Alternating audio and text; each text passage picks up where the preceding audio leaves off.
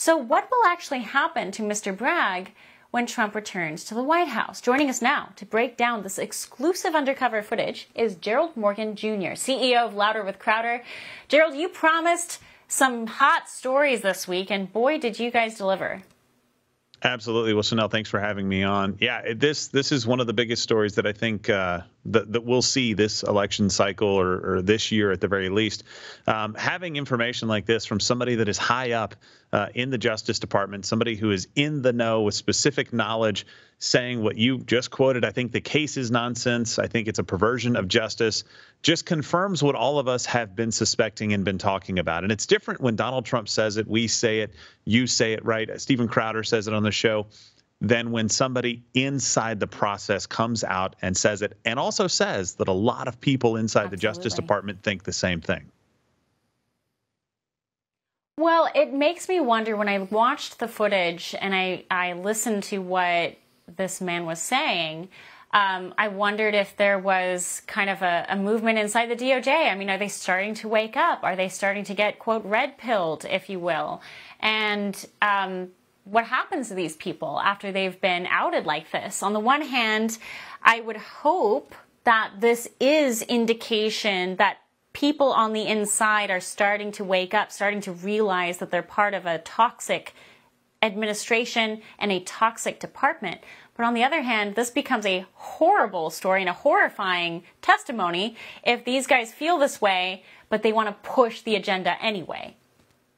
Yeah, and I think that's one of the biggest kind of outcomes that we would like to see from this is that there's accountability, right? So this is the kind of thing that the general public, we need to know this. If this is truly a perversion of justice, or as he talked about in the Georgia case, a travesty of justice, a mockery of justice, then people with specific knowledge inside the Department of Justice that know that and that think that need to start speaking out. Mm-hmm. It shouldn't take somebody doing what we did to get this information out to the public. And on the level of going down to the state and local level for the DA, he actually said the state level is like the effing Wild West. They are like idiots. They don't care. They are all political.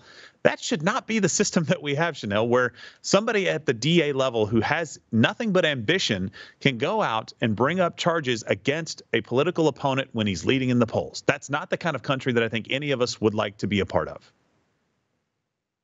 And yet, and I talk to lawyers all the time about this, yet we're raising an entire generation of lawyers who are studying the law, but looking at the politics of the law and realizing that there really is no barrier between partisan activism politics and the legal system, which is a devastating state of play.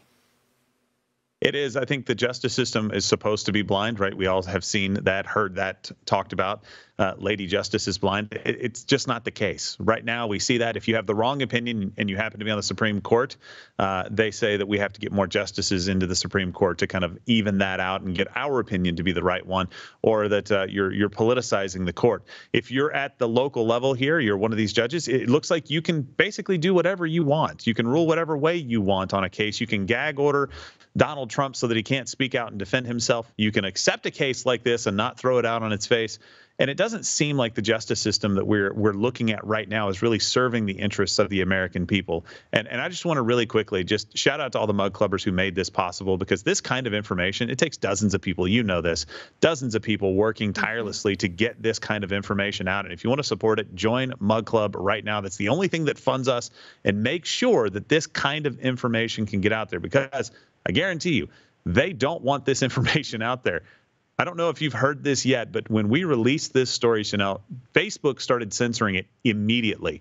Facebook actually made it to where it violated community guidelines if you tried to link to this story. And this is just after, what, a few days ago, a week ago, Mark Zuckerberg coming out and saying, hey, I shouldn't have censored so many voices. I apologize. I regret it. This is the Hunter Biden laptop 2.0. This is the biggest story in this political season right now. For all our viewers asking where One America News is heading in the future, we would like to introduce you to OAN Live. OAN Live is the best way to stay up to date on all of the hard-hitting, straight-shooting, national and international headlines. And the best part is, OAN Live is only $4.99 per month. All the credible, honest, unbiased reporting One America News offers at a fraction of the cost of cable. Just go to OANN.com to easily sign up for OAN Live and stay informed.